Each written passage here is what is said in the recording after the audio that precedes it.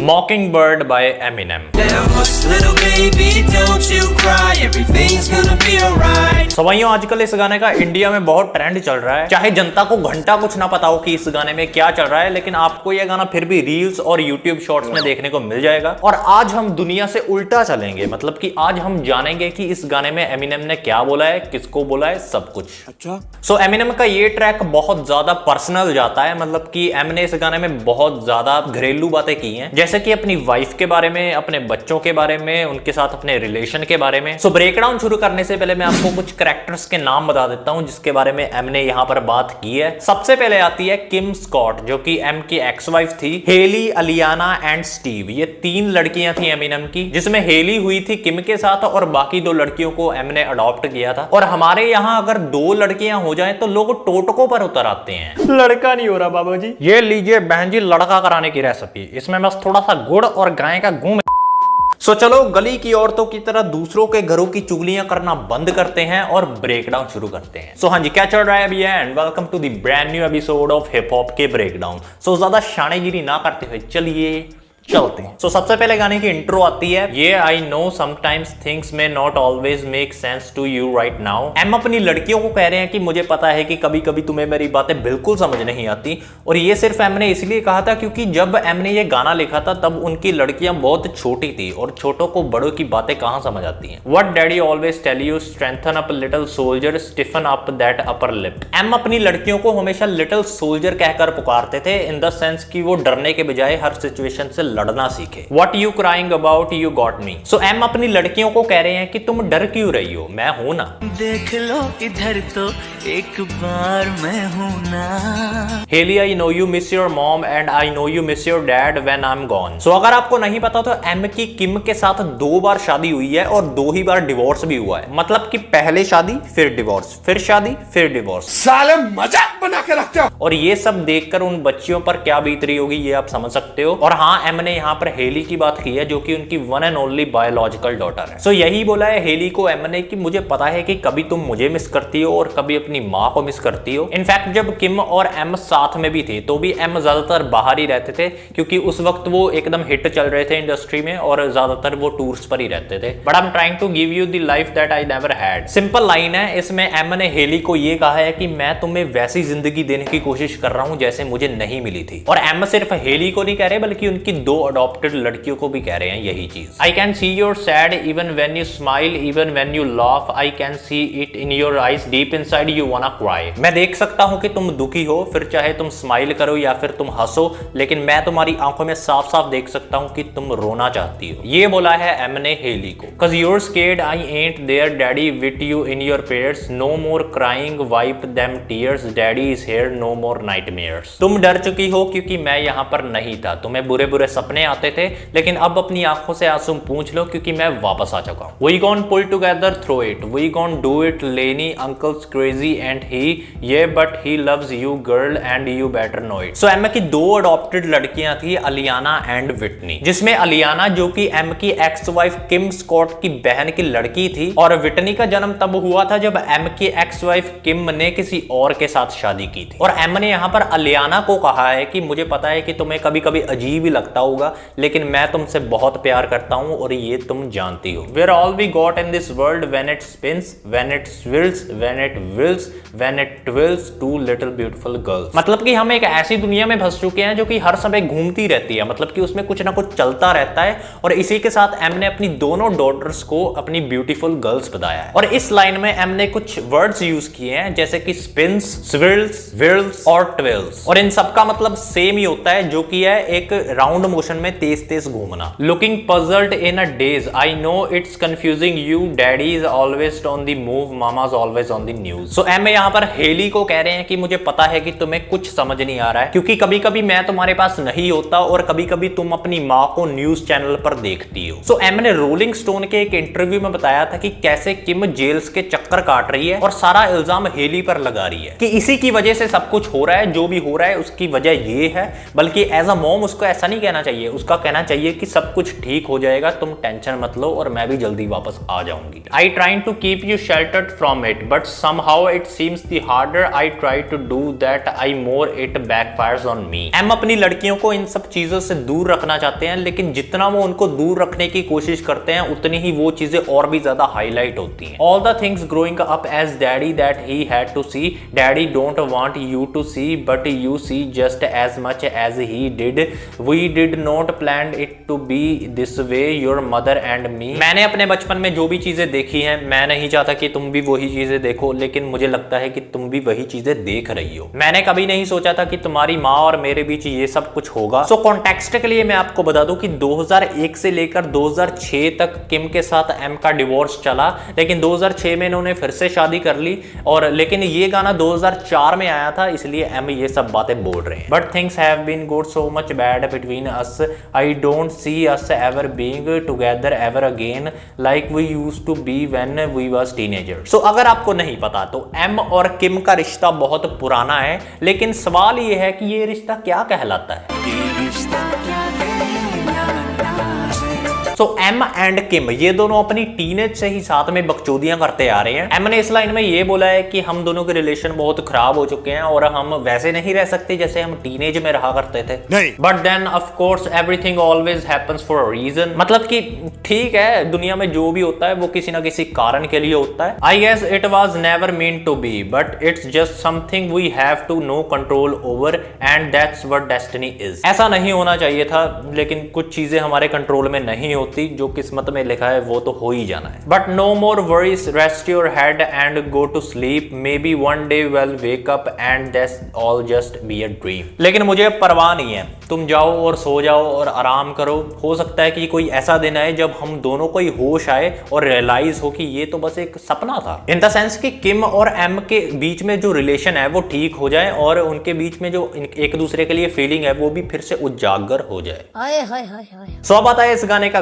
Coarse. Now hush little baby don't you cry everything gonna be alright. So hush little baby ये एक तरह की लोरी है जो कि आप अपनी स्क्रीन पर देख सकते हो, और इसी से इंस्पायर होके एम ने इस कोरस की कॉम्पोजिशन तैयार की है, जिसमें उन्होंने अपने शब्द डाले हैं और बोला है कि हश, रो मत, सब कुछ ठीक हो जाएगा। क्या बात है जी, एक्टिंग की बादशाह कसम से बहुत अच्छी वीडियो बनाई है। Stiffen up little lip up little lady, I told your daddy is here to hold your throne all the night. So आपने देखा होगा कि जब भी कोई बच्चा रोता है तो उसका मुंह कुछ ऐसा बन जाता है। सो यही बोला है हेली को एम ने कि तुम ऐसी शक्ल बनाओ, तुम्हारे डैडी तुम्हारे साथ हैं और वो पूरी रात तुम्हारे साथ रुकेंगे। I know mom is not here right now and we don't know why. मुझे पता है कि तुम्हारी माँ हमारे साथ नहीं है, लेकिन ये नहीं पता कि क्यों नहीं है। We feel how we feel inside. It may seem a little crazy, pretty baby, but I promise mama's gonna be alright. मुझे पता है कि तुम्हें कैसा फील हो रहा होगा, ये थोड़ा अजीब भी है, लेकिन मैं तुमसे वादा करता हूँ कि तुम्हारी माँ जहां भी होगी वो एकदम ठीक होगी। अब आते हैं वर्स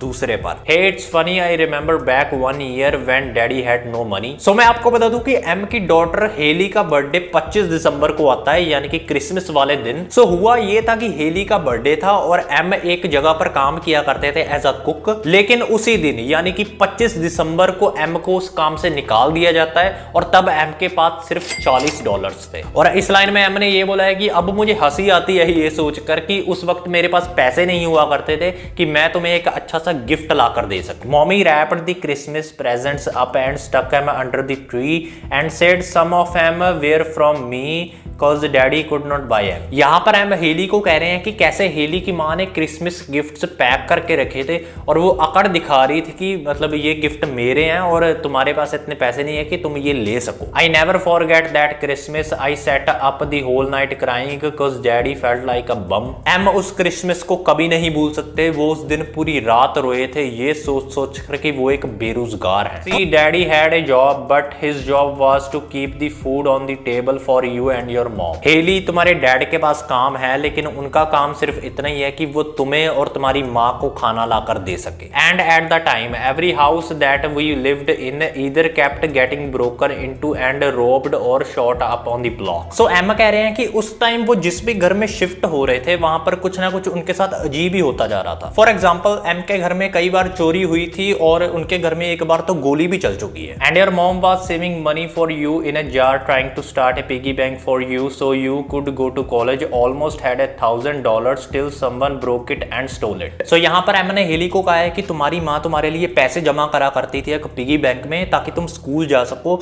और उसमें $1,000 कंप्लीट होने ही वाले थे, लेकिन फिर तभी किसी ने उसको चुरा लिया।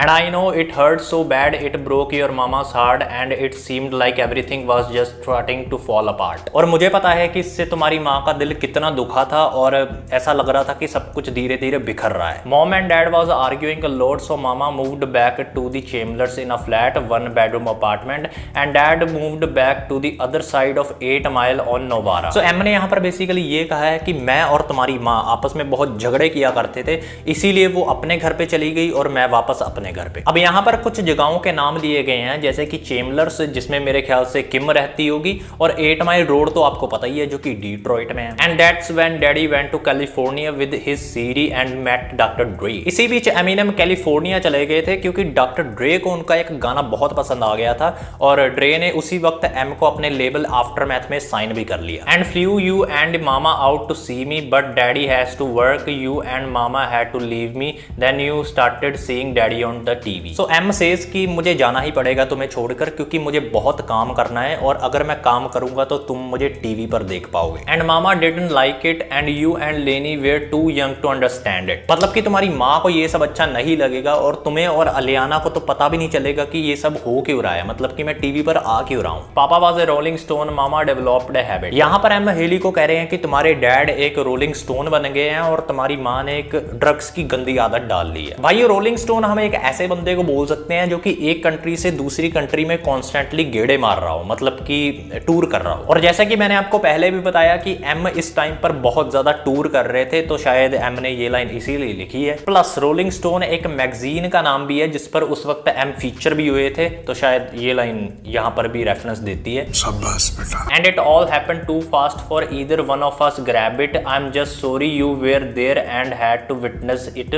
First hand. सो एम कहना चाहते हैं कि हमारे बीच जो भी हुआ ये बहुत तेजी में हुआ और इसको एक बंदा रोक भी सकता था, लेकिन ऐसा नहीं है। आई एम सॉरी हेली कि तुम्हें ये सब झेलना पड़ रहा है। Cause all I ever wanted to do was just make you proud. Now I'm sitting in the empty house just reminiscing, looking at your baby pictures. It just trips out me. एम हमेशा से अपनी daughters के सामने अपनी एक अच्छी image show करना चाहते थे, लेकिन जो कुछ भी हुआ उसके बाद एम एक खाली हाउस में बैठे हैं, मतलब कि एक खाली घर में बैठे हैं और अपनी लड़कियों की पुरानी पिक्चर्स देख रहे हैं और उनको मतलब बहुत बैड ट्रिप आ रही है। To see how much you both have grown, it's almost like your sisters now, wow guess you're pretty much are and dad is still here. So एम यहाँ पर हेली के साथ साथ अलियाना को भी कह रहे हैं कि तुम दोनों ने आपस में इतना टाइम स्पेंड किया है और अब तुम इतनी बड़ी हो चुकी हो कि मुझे ये लगने लगा है कि तुम रियल सिस्टर्स हो। Lainie I am talking to you too, dad is still here, I like the sound of that, yeah it's got a ring to it, don't it, she mama only gone for a moment. Alaina मैं तुमसे भी बात कर रहा हूँ, मुझे बहुत अच्छा लगता था जब तुम हेली को समझा दी थी कि मॉम बस थोड़ी देर के लिए बाहर गई हैं और वो वापस आ जाएंगी। सो इसके बाद फिर से गाने का कोरस आता है और फिर दूसरा कोरस आता है। जी हाँ, इस गाने में 2 कोरस है। Oh my God! And if you ask me to, daddy's gone buy you a mockingbird, I'm give you the world, I'm buy a diamond ring for you, I'm sing for you, I'll do anything for you to see you smile। यहाँ पर M कुछ simple lines बोलते हैं, जैसे कि heli अगर उनको कहेगी कि मुझे एक मॉकिंग बर्ड चाहिए तो वो उनको लाकर देंगे, वो हेली को पूरी दुनिया लाकर देंगे, वो हेली को एक डायमंड रिंग लाकर देंगे, वो हेली के लिए गाना गाएंगे और वो सब करेंगे जिससे हेली के मुंह पर एक स्माइल आए। बाप हो तो ऐफा। And if the mockingbird don't sing and the ring don't shine, I'ma break the bird's neck and go back to the jeweler who sold it to you and make him eat every carrot। So Emma कह रहे हैं कि अगर वो मॉकिंग bird heli के लिए गाना नहीं गाएगा तो वो उस मॉकिंग बर्ड को मार देंगे क्योंकि वो हेली को खुश नहीं कर पा रहा, और अगर वो डायमंड रिंग शाइन नहीं करेगी तो वो वापस उसी ज्वेलर के पास जाएंगे और उसको वो रिंग खिला देंगे। Don't fuck with dad. So भाइयों ये लाइन इस गाने की सबसे स्पेशल लाइन है, क्योंकि एक तो ये लाइन गाने की लास्ट लाइन है, प्लस ये लाइन एक लौती ऐसी लाइन है इस पूरे गाने में जहां पर एम ने एक गाली का यूज किया है, that is the F word. आप इमेजिन करो ये गाना एमिनेम का फर्स्ट एवर गाना बन सकता था जिसमें कि एक भी गाली नहीं है और रेडियो फ्रेंडली होता ही, लेकिन एमिनेम ठहरे बदमाश बच्चे आखिर की लाइन में एफ वर्ड का यूज कर दिया, जिससे इस गाने पर एक्सप्लिसिट वार्निंग का ठप्पा लग गया। और इसी के साथ ये गाना समाप्त भी होता है यहाँ पर। अगर आपको ऐसी और भी ब्रेकडाउन वीडियोस देखनी है तो इस प्लेलिस्ट को फॉलो करो और इंस्टाग्राम पर भी फॉलो करो। अगर आपका कोई सजेशन है तो उस पर बता देना। और हाँ, अगली बार जब ये गाना सुनोगे तो इसकी वीडियो को साथ में देखना, तो आपको ज्यादा माइंड में कुछ घुसेंगी आपकी बातें, और एक बार अपने भाई को जरूर याद करना। तो चलिए मिलते हैं नेक्स्ट वीडियो में, तब तक के लिए हम गाते खुशी की टोली।